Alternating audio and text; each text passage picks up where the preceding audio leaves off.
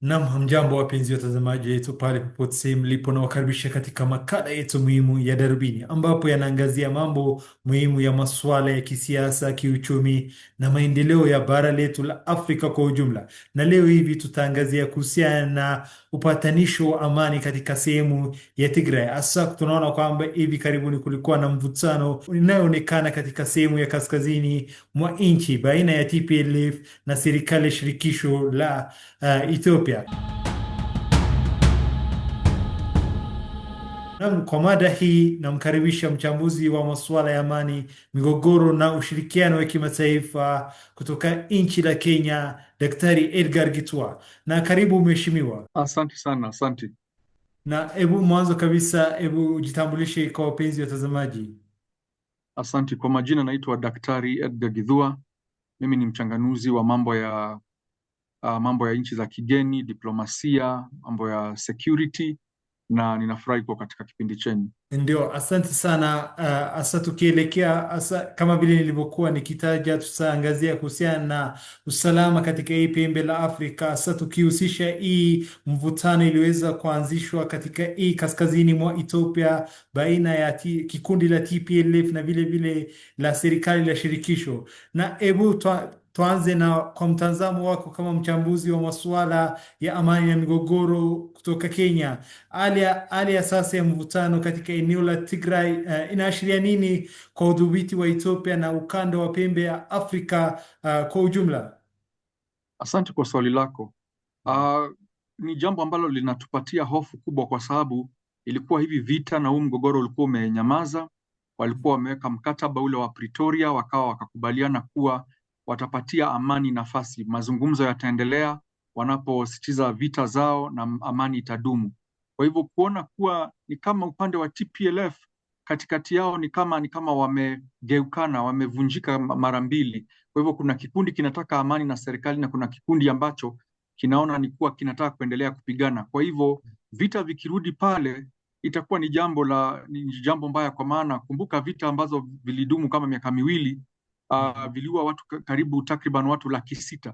Kwa hivyo Ndio. vita ikirudi tena pale itakuwa ni shida kubwa katika kanda la bara la Afrika Mashariki, kwa sababu wakimbizi, tutakupata shida za wakimbizi na mashida mengi sana ambayo itarudisha nchi ya Ethiopia nyuma. Hebu kwa mtazamo wako tuangazie mambo gani makuu yanayoweza kuchochea kurejea kwa mvutano huu licha ya makubaliano ya awali ya amani. Hasa tunakumbuka kwamba kulikuwa na makubaliano vile vile kwamba hii vikundi waweze kurejea katika mwenendo wa amani na mazungumzo, lakini tunaona kwamba sasa mvutano inaonekana katika hiyo sehemu ya kaskazini, na tunaweza sema kwamba ni mambo gani makuu yanayochochea hii mvutano? Asanti. Jambo kubwa ambalo linachochea huu mgogoro mpya ni kuwa kuna kikundi ndani ya TPLF ambao wanahisi ni kama tambuliki vyema na serikali ya Waziri Mkuu Abiy. Alafu jambo nyingine, shida zao za kindani kule TPLF, mgawanyiko, kwa maana wanapigania nguvu katikati yao, na tuseme tu ideolojia, mambo ya kiideolojia ambayo wametofautiana nayo kule ndani. Kwa hivyo utakuta kuwa sasa kuna kikundi kule ndani kinaona kuwa labda wakiweza kutoa vita na serikali ya Waziri Mkuu Abiy, ni kama labda kuna manufaa watapata mengi, na kuna vile wataweza kutambuliwa zaidi.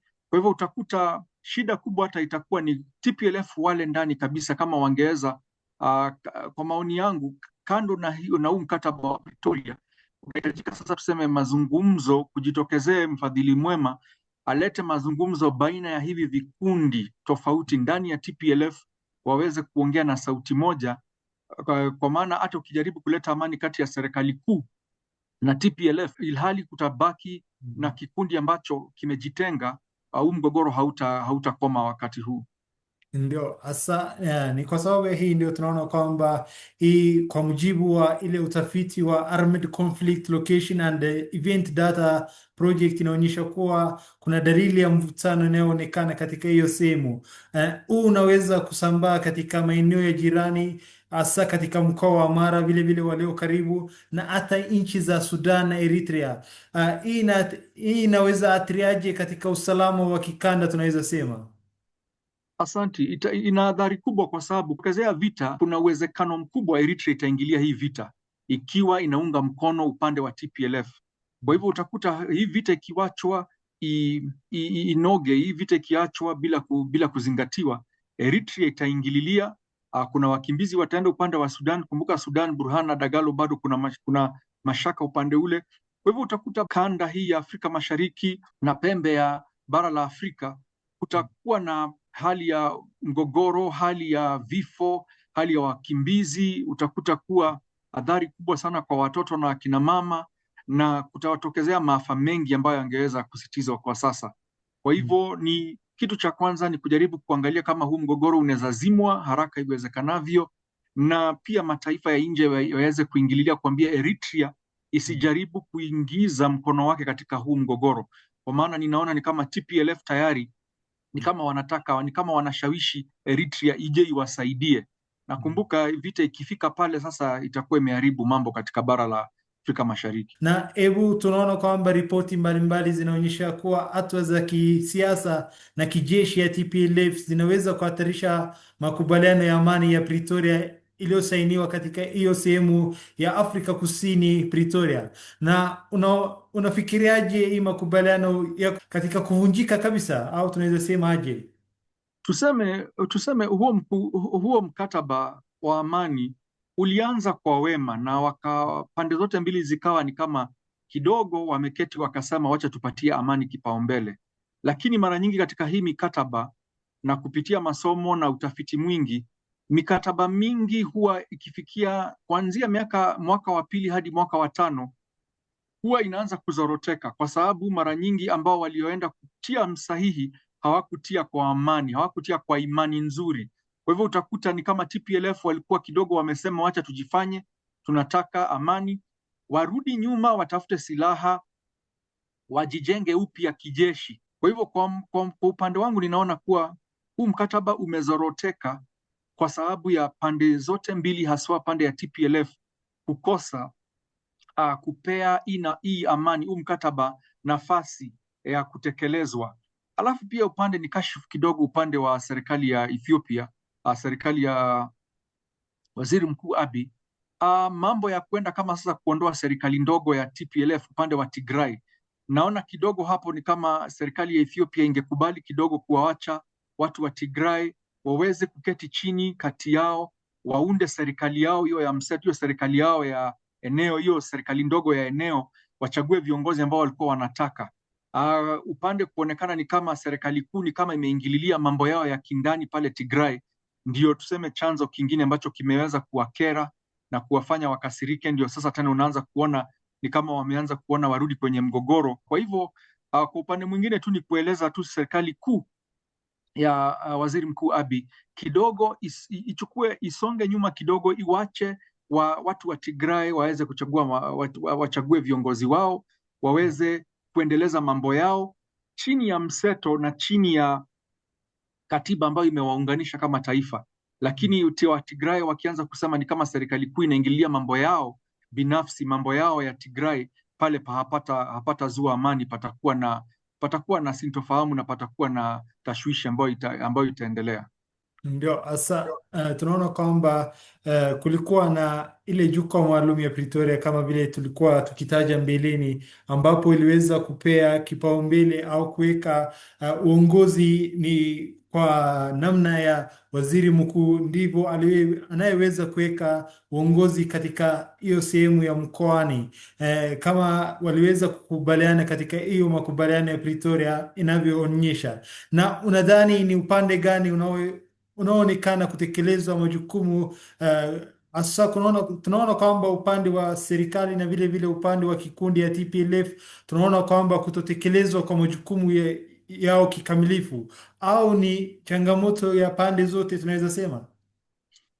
Mimi nitasema ni changamoto ya pande zote mbili, kwa sababu utakuta kuwa kila pande kuna sehemu walikuwa wanafaa wao wamekamilisha na bado hawajakamilisha. Mara nyingi utafikiria ni kuwa kuna watu ambao wataangalia waseme ni kama serikali kuu haikuwa na nia nzuri ya kutekeleza upande wake, na labda walikuwa wanaogopa kuwa eneo ya Tigray bado itazua utata mkubwa. Kwa hivyo huwa hatuwezi elewa kabisa. Pia upande wa Tigray upande wake kuweza kusikiza na kukubali kupatia serikali kuu nafasi yake itekeleze majukumu na wajibu wake, kwa maana hiyo ndio serikali ambayo imechaguliwa na wananchi wote wa Ethiopia. Kwa hivyo ni jambo linafaa litiuliwe maanani, wanafaa waketi chini na wajaribu kutafuta kuona kama kuna suluhisho la kudumu linaweza patikana mara moja, ili amani eneo hii ipate amani na Ethiopia iweze kudumu kwa amani.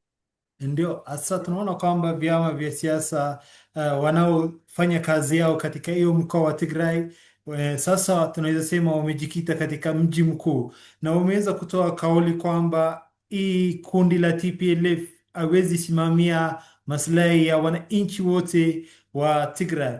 Na hebu kama mtaalamu, unaonaje hii wito iliyotolewa na vyama vya siasa wanaopatikana katika hiyo sehemu ya Tigray? Ni jambo la kusitikisha, na nimesikia huo ujumbe, na sasa hiyo ndio jambo linatutia hofu zaidi, kwa maana ni kumaanisha kati Tigray wenyewe, kati TPLF wamegawanyika, na wakigawanyika hivyo vita huwa ni vibaya sana, kwa maana sasa utakuta wanaelewana na wanajuana ana kwa ana, wanajuana kwa visogo, wanajuana kwa ideolojia, na wakigawanyika kati yao itakuwa ni ngumu sana mtu mwingine kutoka nje kuweza kuwapatanisha. Kwa hivyo, kwa maoni yangu, ninaona labda haitakuwa rahisi, lakini labda hata kabla tujaangazia kitu kingine chochote, ni kujaribu kuleta upatanishi na upatanisho kati ya vikundi hivi ambavyo vya TPLF ambao wamegawanyika, waketishwe chini, kila upande useme maoni yake ni nini, ama ilete malalamishi, na kuwe kwanza na mkataba wa amani kati yao kabla wakusanyike kama kikundi cha Tigray ambao sasa wanatafuta amani na serikali kuu. Kuna wachambuzi wengine watakuelezea kuwa huenda ikawa pia serikali kuu imefurahia huo mgawanyiko, kwa maana inajua hawa, umoja ni nguvu, tunasema kwa Kiswahili umoja ni nguvu. Na kama eneo la Tigray litagawanyika kwa vikundi viwili vitatu, tuseme, hawatakuwa na nguvu ya kutosha ya kuweza kupatia serikali kuu shida, lakini kwa sababu ya maafa ambayo yatapatikana na tabu ambayo itapatikana kwa wanawake na watoto na njaa na mikosi yote ambayo hupatikana na janga ambayo hupatikana wakati wote kuna vita, ni vizuri amani itafutwe haraka iwezekanavyo. Ndio hasa tunaona kwamba kuna wasiwasi kuhusu ushawishi wa mataifa ya nje na uwezekano wa vita vya proxy katika eneo hili. Hasa unaonaje kiwango gani nguvu ya kimataifa zinachangia na kuathiri hali ya Tigray na Ethiopia kwa ujumla? Ni ukweli, umesema jambo ambalo umesema ni kubwa, ni nzito sana. Kumbuka kuna mataifa mengi ambayo yanaangalia vile Ethiopia imekuwa ikipata nguvu na ikipanda, na maadui ni wengi na wale ambao wana wivu ni wengi. Mataifa mengi hayafurahii kuwa vile Ethiopia sasa imejenga ile bwawa kubwa ya GRD, ile Grand Ethiopian Renaissance Dam. Kwa hivyo kuna mataifa mengi sana ambayo yatafaidika sana Ethiopia ikikosa amani, kwa maana tangu Ethiopia ijenge hilo bwawa, mataifa kama Misri, mataifa kama Sudan hayakufurahia. Sasa Ethiopia ikipata shida katikati yake, haya mataifa hata kama hayatatoka kujitokeza kusema vile, yatafurahi ndani yao, kwa maana watasema maadui wetu wako taabani. Kwa hivyo kuna ushawishi mkubwa sana kutoka mataifa kutoka nje katika vita kama hivi, na ndio maana nilianza kutaja taifa kama Eritrea. Ni taifa ambalo linafaa lizungumziwe sana na litiliwe maanani sana na mataifa ya kutoka nje. Eritrea yaambiwe usijaribu kuingililia hivi vita ama hii shughuli inayoendelea ndani ya Ethiopia, kwa maana Eritrea ni mojawapo wa mataifa ambayo hivi karibuni imeonekana ni kama inataka kurudi katika ugomvi na Ethiopia. Kwa hivyo tuseme nje ya nchi kuna mataifa ambayo yatafurahia Ethiopia ikizoroteka, Ethiopia ikipata shida, na kwa sasa ni Ethiopia ielewe kuwa ni lazima huu mgogoro ambao umepatikana kati ya nchi yake usuluhishwe haraka iwezekanavyo, ili taifa la Ethiopia lisijipate taabani kwa mambo mengine makubwa. Ndio hasa, hebu tukisonga mbele, kutokana na uzoefu wa migogoro katika hii Afrika Mashariki, ni hatari zipi za muda mrefu ambazo jamii ya Tigray inaweza kuendelea kukumbatana nazo ikiwa hali haidhibitiwi mapema, tunaweza sema? Asante kwa swali lako. Jambo la kwanza ni janga kama la njaa, ukosefu wa chakula. Na ukosefu wa chakula ukiingia pale, ujue sasa umeathiri mambo mengi sana. Afya ya wananchi inazoroteka. Haya, vita vyenyewe ambavyo walikuwa wamepigana hapo awali upande wa Tigray na serikali kuu, hapo awali nilisema maafa yalikuwa yamepatikana takriban watu laki sita, tuseme 600,000 watu walikuwa wamekufa, 600,000 watu walikuwa wamekufa, wamepoteza maisha yao. Vita vingine vikija, hawezi jua vitakomeshwa ama vitasitishwa lini. Kwa hivyo maafa yatapatikana. Tunaongea mambo ya njaa, magonjwa yataingia pale, ukosefu wa haki za binadamu, uvujaji wa haki za binadamu, wanawake kunajisiwa, mambo kama yale ambayo hutokea katika mahali kuna vita. Kwa hivyo tuseme, alafu kurudishwa nyuma maendeleo, kwa maana vita huwa vinaharibu miundo misingi, vita huwa vinaharibu mambo mengi, na ilhali sasa hauwezi jua kama tuseme eneo la Tigray watakasirika na waseme bwawa kama hilo la GRD wataenda kulilipua, wataenda kuliharibu. Yaani vita havieleweki. Kuna mambo mengi ambayo huenda yakatokezea katika vita, mambo ambayo hata hayajapangiwa, hatujafikiria. Lakini kitu ambacho kinasikitisha sana katika upande wa vita ni kuwa maafa hupatikana. Maafa hupatikana, na maafa yakipatikana ni taifa linarudi nyuma, kwa maana imekosa rasilimali kubwa sana kati ya wananchi wake ambao wamekufa. Tunaona kwamba sasa hii kikundi la TPLF kuna wengi sana, watafiti wengi sana wanasema kwamba wameweza kukosa hata namna ya diplomasia, vile vile lengo la hawana lengo. Watu wengi wanasema wanasimamia tu mambo ya kibinafsi kama vile inavyotajwa, hasa kurudi katika uongozi.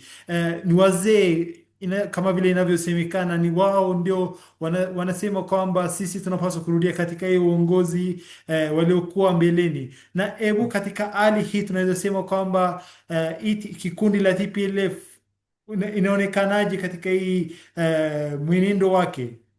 Na asanti, ni vile nilikuwa nimesema hapo awali, TPLF na tuseme mkoa mzima wa Tigray haujawahi kubali uongozo wa Waziri Mkuu Abiy. Walipotolewa mamlakani walisikia uchungu, alafu vile pia walianza kuona kuwa nyadhifa kubwa kubwa za serikali sio watu wao wanapewa.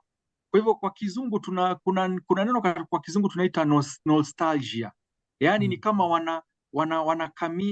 wana hamu kurudi kwenye uongozi kama enzi za kale, wakati ambao walikuwa wao ndio wameshikilia nyadhifa kubwa katika jeshi, katika ngazi kubwa za serikali.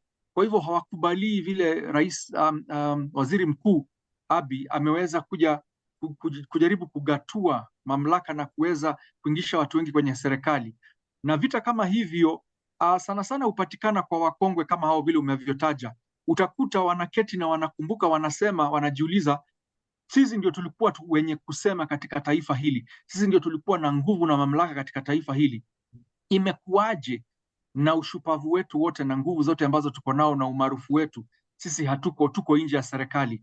Kwa hivyo wameona siasa za upinzani hazitawafaa, na kwa sababu wako na jeshi lao ndogo pale TPLF na jeshi lao ndogo, utakuta sasa ndio maana wameanza kuleta huu mgogoro, wameanza kuleta shida, ili kwa njia nyingine waweze kumshawishi ama kumlazimisha Waziri Mkuu Abiy awaite kwenye meza ya mazungumzo, na saa zingine awapatie ambacho wanataka, kwa maana kumbuka, wanalilia tumbo zao, wanalilia masilahi yao, wala hawalilii masilahi ya eneo la Tigray. Na hapo ndio huwa na shida kubwa ya wanasiasa duniani kote. Mara nyingi huwa wanalilia siasa zao ni za tumbo, huwa hawalilii eneo yao. Kwa hivyo wanatafuta tu nafasi ambayo wataweza kumshawishi ama kumlazimisha Waziri Mkuu Abiy awaite kwenye meza, awaulize ni wafanyie nini ili mkomeshe hii vita. Wamwambie tupatie pesa ama tupatie nyadhifa katika serikali yako, tupatie. Kuna mambo kadhaa watamtajia, na taifa haliwezi kuongozwa vile. Kwa hivyo kwa maoni yangu mi naona tu tuseme ni ulafi wa mamlaka, ni ulafi wa kutaka kurudi kwenye mamlaka na kutokubali kuwa wamepitwa na wakati. Na taifa la Ethiopia lilienda katika uchaguzi na likamtambua na kumchagua Waziri Mkuu Abiy kama kiongozi. Kwa hivyo utakuta ni watu tu ambao hawataki Ethiopia iendelee mbele, kwa maoni yangu. Ndio tukielekea tu hapa katika hatua za nchi la Marekani iliyochukuliwa katika kuweka mkazo hii visa kwa hii kikundi la TPLF. Marekani imeweka vikazo vya visa kwa baadhi ya viongozi ya TPLF na familia yao. Hatua hii ina maana gani ya kisiasa na kidiplomasia kwa kikundi hii tunaweza sema? Asanti. Kwa kidiplomasia inamaanisha kuwa taifa kama Amerika limeona kuwa liko upande wa Abiy, linampiga support Abiy, linaona kuwa yeye ndiyo kiongozi anayefaa, kiongozi halali.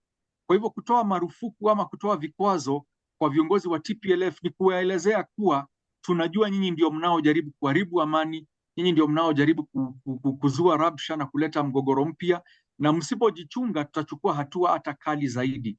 Kwa hivyo kwa maoni yangu, ninaona ni hatua ambayo inayofaa, na hata sio hivyo tu, pia wakiweza kuzua vita ama kuleta vurugu nyingine, huenda ikawa hata mataifa mengi huku nje ni kama wataweza hata kusema majina yao yapelekwe katika ICC, wafunguliwe mashtaka ya kuleta maafa, ya kuleta vurugu, ya kuharibu amani. Kwa hivyo ni katika njia ya kidiplomasia, hii ni njia moja ya kujaribu kutia serikali ya Waziri Mkuu Abiy nguvu, kumweleza kuwa Jumuiya ya Mataifa na huku nje una marafiki wengi, tunaamini wewe ndio kiongozi halali. Kwa hivyo kama viongozi hawa ambao wa mseto wa TPLF ambao wamewekewa vikwazo, kama ni waerevu, ni wawache vurugu zao, waweze kutafuta njia ya kidiplomasia ya kuleta mazungumzo na kuleta urejeano kati yao na serikali, ili wasiweze kujipata taabani, kwa maana wakiwa wamewekewa vikwazo, wasipokubali kusikia,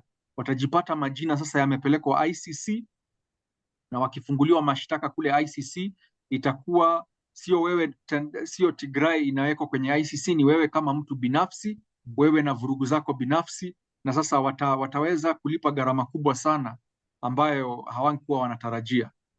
Na ndio hasa, hebu tuende katika ile sehemu ya suluhisho ya amani hii. Na kwa mtazamo wako, ni hatua gani za haraka zinapaswa kuchukuliwa na serikali ya Ethiopia na vile vile kikundi la TPLF na wadau wa kimataifa ili kuzuia kurejea kwa hii mvutano?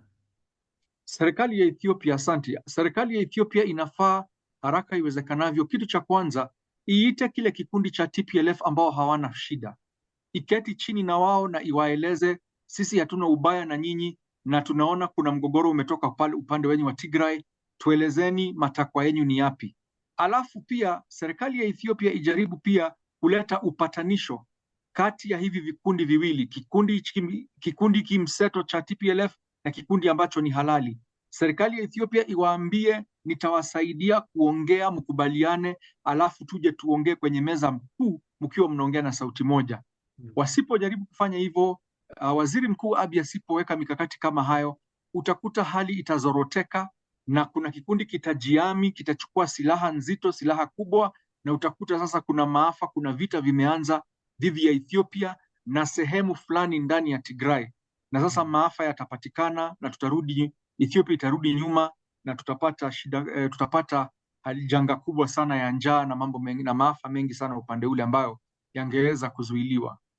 Na hasa hebu hapo tu tutaje ile jukumu inayopaswa kuchukuliwa na Umoja wa Afrika na nchi za kikanda kama vile ya Kenya wanaopatikana katika sehemu ya kusini, zinaweza kuchukua nafasi gani katika kusuluhisha hii mvutano inayopatikana katika hii pembe la Afrika, tunaweza sema katika hii kaskazini mwa nchi la Ethiopia?